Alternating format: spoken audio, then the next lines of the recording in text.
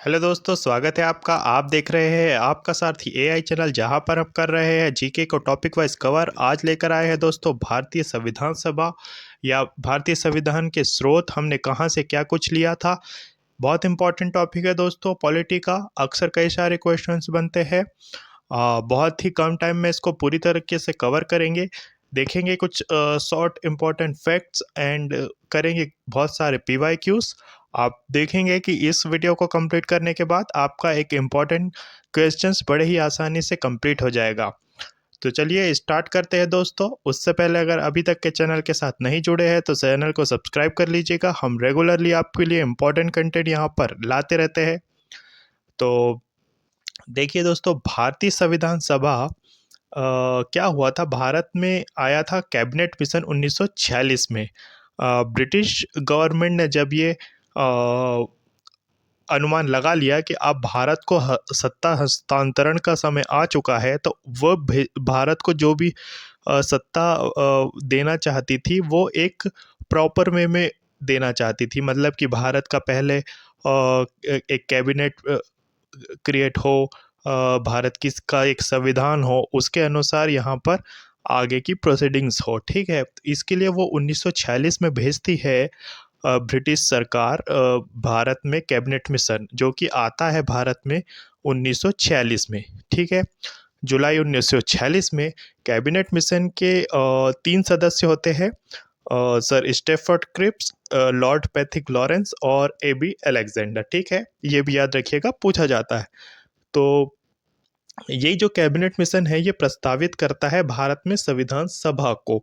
संविधान सभा के लिए ये निश्चित करता है सदस्यों की कुल संख्या 389, जिसमें कि 292 ब्रिटिश प्रांतों के प्रतिनिधि होते हैं, 4 चीफ कमिश्नर होते हैं और 93 जो है देसी रियासतों के प्रतिनिधि होते हैं। ठीक है, तो इस योजना के तहत ही जुलाई 1946 में ही संविधान सभा का चुनाव होता है। ठीक है, जिसमें कुल 389 सदस्यों में से 296 सदस्यों के लिए चुनाव होता है।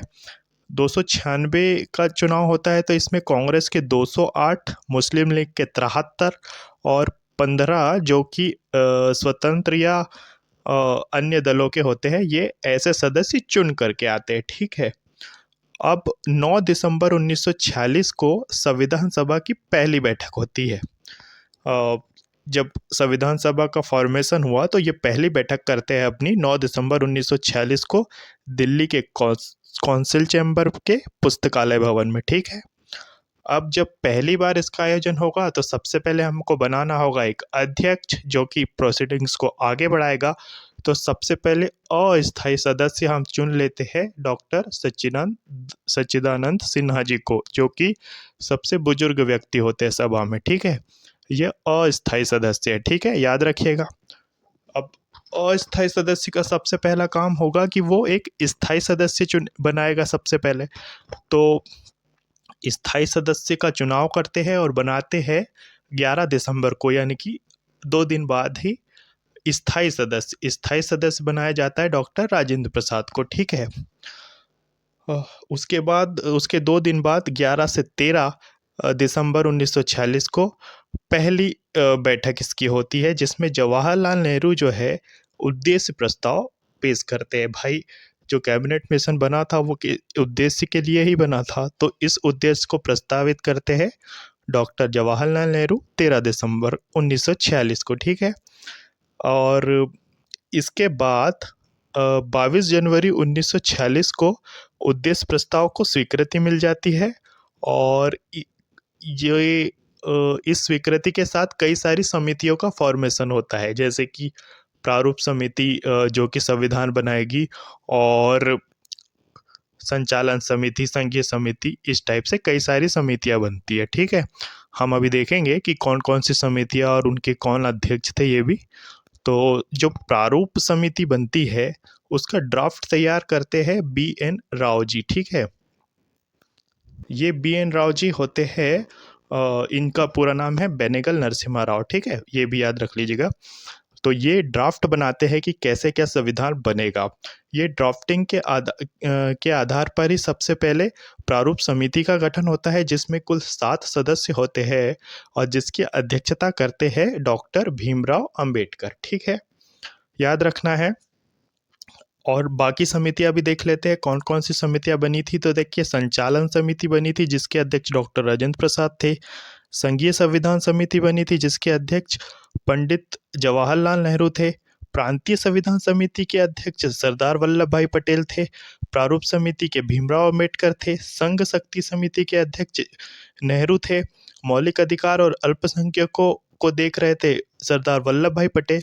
राष्ट्रध्वज संबंधी जो तदर्थ समिति थी वो डॉक्टर राजेंद्र प्रसाद देख रहे थे, और प्रक्रिया नियमन को भी डॉक्टर राजेंद्र प्रसाद जी अध्यक्षता कर रहे थे। ठीक है, इसको भी देख लीजिएगा एक बार। इसके बाद जो प्रारूप समिति बनी थी उनकी रेगुलरली बैठक होती है और 6 महीने में ये अपनी रिपोर्ट पेश करती है। ठीक है दोस्तों, तो 21 फरवरी 1948 को संविधान सभा अपनी रिपोर्ट पेश करती है। ठीक है, अब जब ये रिपोर्ट पेश करती है और संविधान का ड्राफ्ट तैयार करती है तो इसके कई सारे वाचन होते हैं दोस्तों। वाचन का मतलब है कि इसको सभा में पढ़ा जाता है, पढ़ करके इसको सुनाया जाता है। ठीक है, तो पहला वाचन होता है, दूसरा वाचन होता है, तीसरा वाचन होता है। आपको तीसरा वाचन याद रखना है। तीसरा वाचन होता है 14 नवंबर 1949 से 26 नवंबर 1949 तक। ठीक है, और 26 नवंबर 1949 को ही हम इसको एडॉप्ट कर लेते हैं संविधान को, और उसको पारित कर लेते हैं। ठीक है, उस समय जब ये होता है संविधान में पारित, तब कुल 284 सदस्य 284 मेंबर्स उपस्थित होते हैं। ठीक है, याद रखना है। कुल इस प्रक्रिया में दोस्तों लगते हैं 2 वर्ष 11 महीना 18 दिन। ठीक है, संविधान निर्माण की कुल प्रक्रिया में 2 वर्ष 11 महीना 18 दिन लगते हैं। पूछा जाता है, याद रखिएगा एग्जैक्ट फिगर, कुल 114 दिन बहस होती है। ठीक है, अब 26 नवंबर 1949 को ये पारित हो जाता है। तब इसमें जो है ना कुल 22 भाग, 395 अनुच्छेद और 8 अनुसूचियां होती है। ठीक है, तब जब ये संविधान बन के आया था तब। ठीक है, और ये संविधान सभा संविधान सभा अपना संविधान प्रस्तुत करती है, और 26 नवंबर को हम इसको अडॉप्ट करते हैं 1949 में, और 24 जनवरी 1950 को इसकी आखिरी बैठक होती है। ठीक है, 24 जनवरी 1950 को संविधान सभा की आखिरी बैठक होती है, जिसमें हम चुन लेते हैं भारत का पहला राष्ट्रपति डॉक्टर राजेंद्र प्रसाद को। ठीक है, और जब ये संविधान बन जाता है तो एक उस समय तक चुनाव तो हुए नहीं थे, तो चुनाव से पहले हम एक अंतरिम गवर्नमेंट फॉर्मेशन करते हैं। स्वतंत्रता के बाद जो भारत की का पहला मंत्रिमंडल बनता है, उसको हम देख लेते हैं कि कब उस समय कौन क्या बना था। ठीक है, तो प्रधानमंत्री बनते हैं जवाहरलाल नेहरू जी। गृह और सूचना प्रसारण मंत्री बनते हैं सरदार वल्लभ भाई पटेल जी। खाद्य और कृषि मंत्रालय देखते हैं डॉक्टर राजेंद्र प्रसाद। शिक्षा मंत्रालय देखते हैं मौलाना अबुल कलाम आज़ाद जी। रेलवे एवं परिवहन डॉक्टर BR अम्बेडकर बनते हैं। श्रम मंत्री बनते हैं जगजीवन राम। रक्षा मंत्री बनते हैं सरदार बलदेव सिंह। स्वास्थ्य मंत्री बनते हैं राजकुमारी अमृत कौर। वाणिज्य देखती है CH भाभा। संचार मंत्री रफ़ी अहमद किदवई। वित्त मंत्री RK षणमुखम शेट्टी। उद्योग और आपूर्ति डॉक्टर श्यामा प्रसाद मुखर्जी। और कार्य खान और ऊर्जा VN गॉडगिल। ठीक है, कुछ एक ऊपर के 3-4 है लोग जो पूछे जाते हैं, वो अब बस याद रख लीजिएगा, काम चल जाएगा। दोस्तों ये 1947 के समय जब आज़ाद हुआ था तब का मंत्रिमंडल है पहला। ठीक है, फिर 1950 में जब भारत का संविधान अडॉप्ट हो जाता है तो संविधान में चुनाव की बात की गई रहती है, और 51-52 में भारत में चुनाव होते हैं, फिर चुनी हुई सरकार मंत्रिमंडल बनाती है। ठीक है, वो अलग है। तो अब देख लेते हैं दोस्तों, जो संविधान की प्रस्तावना है या उद्देशिका है, इसको एक बार पढ़ते हैं अपन, और बहुत कुछ इससे हमको सीखने को भी मिलता है। ठीक है, तो ये उद्देशिका को प्रस्तुत करते हैं नेहरू जी, ठीक है। और तो इसमें लिखा है कि हम भारत के लोग भारत को एक संपूर्ण प्रभुत्व संपन्न समाजवादी पंथनिरपेक्ष लोकतंत्रात्मक गणराज्य बनाने के लिए तथा उसके समस्त नागरिकों को सामाजिक, आर्थिक और राजनीतिक न्याय, विचार, अभिव्यक्ति, विश्वास, धर्म और उपासना की स्वतंत्रता, प्रतिष्ठा और अवसर की समता प्राप्त करने के लिए तथा उन सब में व्यक्ति की गरिमा और राष्ट्र की एकता और अखंडता सुनिश्चित करने वाली बंधुता बढ़ाने के लिए दृढ़ संकल्प होकर अपने इस संविधान सभा में आज तारीख 26 नवंबर 1949 ईस्वी को एतद द्वारा इस संविधान को अंगीकृत, अधिनियमित और आत्मार्पित करते हैं। ठीक है दोस्तों, ये उद्देशिका को पढ़ना इसलिए भी आवश्यक होता है क्योंकि ये हमारे भारत का जो सबसे बड़ा या सबसे अच्छी खूबी जो है वो है भारत का संविधान, और ये है इसकी प्रस्तावना और कुछ पंक्तियाँ जो कि हमको एक बहुत कॉन्फिडेंस देती है कि भारत में आपको स्वतंत्रता किस पैमाने पर मिलती है, किस हद तक मिलती है, क्या कुछ इसमें है। ठीक है, देखिए अब हमने ये प्रस्तावना लिया था अमेरिका के संविधान से, ठीक है। अभी हम ये भी देखेंगे कि क्या क्या स्रोत रहे हैं भारतीय संविधान के, हमने कहाँ से क्या कुछ लिया। तो देखिए पहले दोस्तों, ये इसको प्रस्तावना को संविधान की कुंजी कहा जाता है, ये याद रखिएगा। और एक चीज़ याद रखिएगा, 42वें संविधान संशोधन से 1976 में इसमें 3 शब्द जोड़े गए थे प्रस्तावना में, जो कि थे समाजवादी, पंथनिरपेक्ष और राष्ट्र की अखंडता। ठीक है, एक बार ही संविधान प्रस्तावना में संशोधन हुआ है 42वें संविधान संशोधन से, तो ये याद रखिएगा। ठीक है, और जो भारत का संविधान है दोस्तों, ये विश्व का सबसे बड़ा लिखित है, व्यापक संविधान है और अंशतः कठोर और अंशतः लचीला है। ठीक है, याद रखिएगा। तो अब देखते हैं दोस्तों कि स्रोत हमने विदेशों से क्या कुछ एडॉप्ट किया अपने संविधान में, ये भी इस पर भी क्वेश्चन बनता है। आखिरी फैक्ट ये देखते हैं, इसके बाद करेंगे PYQs। ठीक है, तो देखिए सबसे ज़्यादा तो जिसका असर रहा वो था भारत सरकार अधिनियम 1935 का, जो औपनिवेशिक भारत में आया था 1935 में। भारत सरकार अधिनियम 1935 सबसे ज़्यादा जो ड्राफ्टिंग अपन ने ली है वो इसी से ली है। ठीक है, इसके बाद हम कंट्री वाइज देखते हैं कि हमने कहाँ से क्या कुछ लिया। तो देखिए हमने अमेरिका से ली थी प्रस्तावना, मौलिक अधिकार, न्यायिक पुनरावलोकन, संविधान की सर्वोच्चता, न्यायपालिका की स्वतंत्रता और निर्वाचित राष्ट्रपति और उस पर महाभियोग। ठीक है, उपराष्ट्रपति, उच्चतम और उच्च न्यायालयों के न्यायाधीशों को हटाने की विधि एवं वित्तीय आपात कानूनों का समान संरक्षण की अवधारणा, इतना हम लेते हैं अमेरिका के संविधान से। थोड़े से ज़्यादा फैक्ट होंगे तो आपको लग सकता है दोस्तों कि कन्फ्यूज़न होगा, ये याद हम कैसे रहेंगे। बस अभी आप इनको एक बार देख लीजिए, जब हम PYQ करेंगे तो आपको ये काफ़ी आसान लगेंगे, इतना इसमें परेशान नहीं होना है।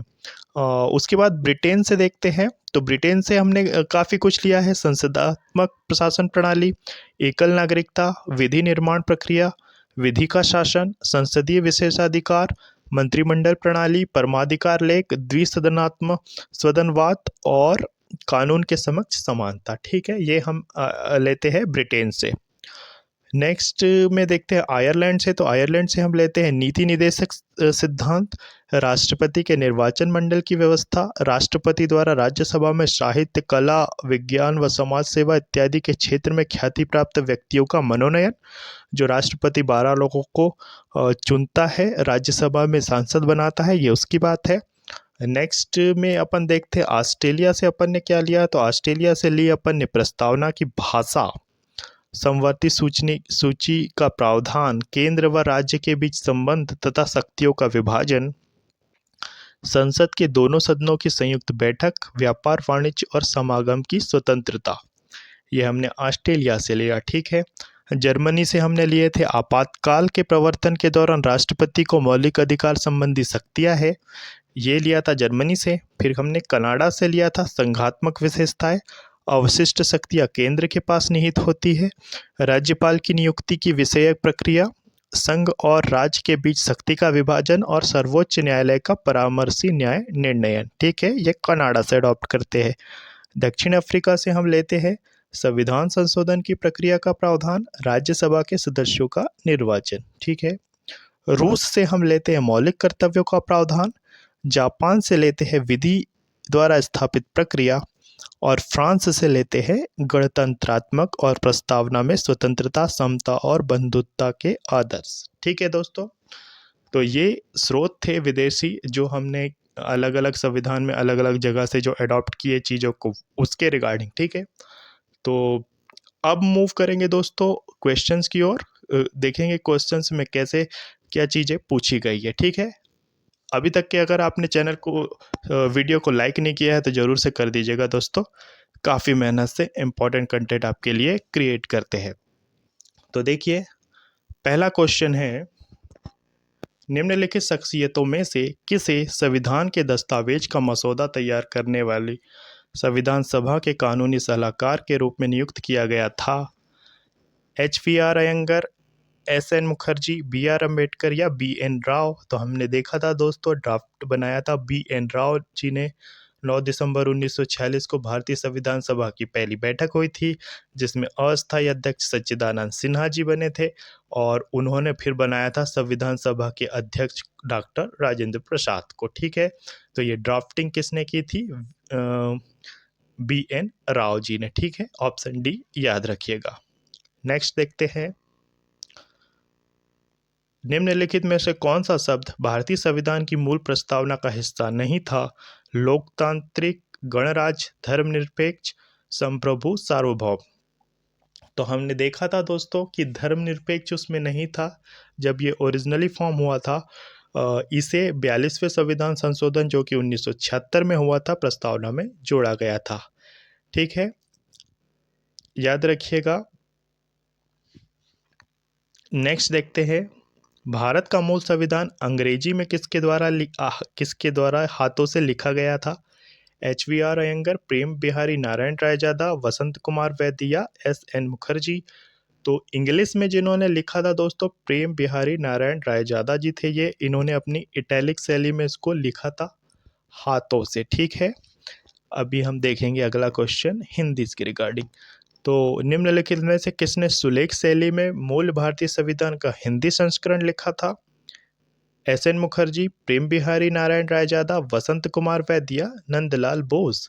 तो हिंदी में लिखा था दोस्तों वैद्य जी ने, वसंत कृष्ण वैद्य। ठीक है, संविधान के मूल संस्करण को नंदलाल बोस और व्योहर राम मनोहर सिन्हा द्वारा शांति निकेतन के जो आर्टिस्ट थे, उन्होंने इसको डिज़ाइन और जो एक होता है ना, उसको सजाना वजाना, ये काम किसने किया था? ये किया था राम मनोहर सिन्हा और नंदलाल बोस ने। ठीक है, और हिंदी में लिखा था वसंत कृष्ण वैद्य ने। ठीक है, अगला है, भारतीय संविधान का संरचनात्मक भाग ढांचा काफी हद तक किस अधिनियम से लिया गया है? 1909, 1935, 1947 या 1919? तो हमने देखा था ये 1935 का भारत सरकार अधिनियम से काफ़ी कुछ हमने डायरेक्टली अडॉप्ट कर लिया गया है।